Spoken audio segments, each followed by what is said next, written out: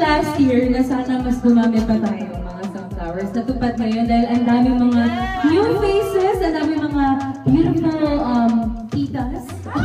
Wow!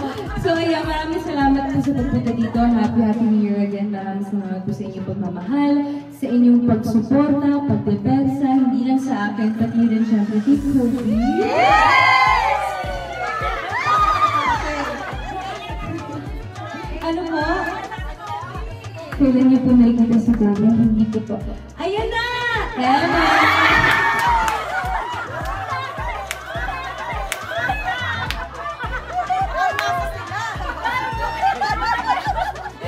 Hindi, nag-training siya ngayon para mag...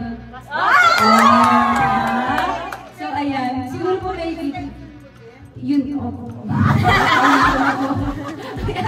Maraming salamat again. Happy New Year. At kasi naman kung gusto pumunta ng AOS mamaya, punta po kayo ng AOS dahil sorry po, kailangan ko na pong bumalik sa AOS dahil ako po tumakas lang po doon. Pero yes, picture muna tayo. Again, maraming salamat. Sana sa mga darating pa ng taon, magkakasama pa rin tayo at kasalo pa rin lumaki ang ating pamilya. So, yeah, thank you guys.